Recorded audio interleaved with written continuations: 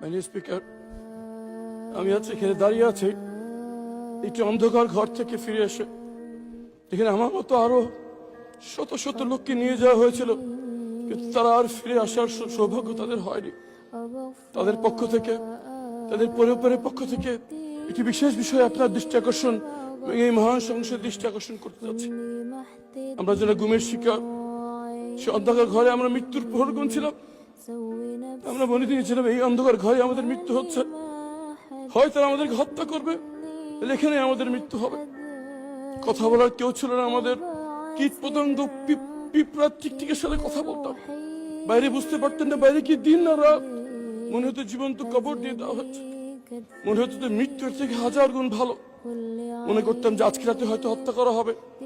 এভাবে মৃত্যুর প্রহর যখন গুনছিলাম, একদিন রাতে ট্রেনে হিটছে যখন আমাকে সেখান থেকে বের করছে, আমি ধরে নিয়েছি এখন আমাকে হত্যা করা হচ্ছে।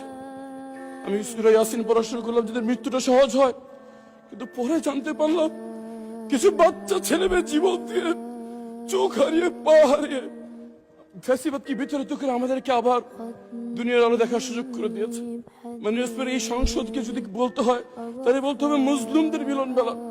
এখানে এমন একজন কেউ পাওয়া যাবে না যে গত ফ্যাসিস্ট আমলে জুলুমের শিকার হয়নি। আমি গুমের ভুক্তভোগী যারা ফিরে আসছে তাদের পক্ষ থেকে, গুমের ভুক্তভোগী পরিবারদের পক্ষ থেকে একটি বিষয়ে দৃষ্টি আকর্ষণ করছি। আমরা স্তম্ভিত হয়ে লক্ষ্য করছি আমাদের সাথে যা করা হয়েছে।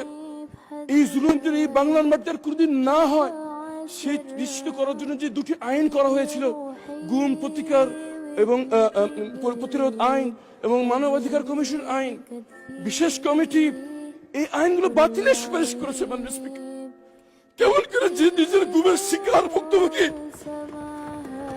যে প্রধানমন্ত্রী নিজের টর্চারের শিকার, তারা কেমন করে এই আইন বাতিলের পরামর্শ দেয়? মাননীয় স্পিকার, আমরা জানতে চাই কাদের কাদের। ধন্যবাদ মাননীয় স্পিকার, শুধু একটি কথা বলে শেষ করছি। আমাদের ভুক্তভোগীদের পক্ষ থেকে আমাদের আবেদন, যদি সরকার কোনো পরিশোধিত করতে চায়, এই আইনটিকে আগে অনুমোদন দিয়ে আইনের রূপান্তরিত করুক, পরে সংশোধনী বিল এনে তাকে সংশোধনী করা হোক। যদি সেটা না করা হয়, 12 তারিখ এই আইনটি বাতিল হয়ে গেলে 13 তারিখ গুমের কোনো সংজ্ঞা থাকবে না। ধন্যবাদ।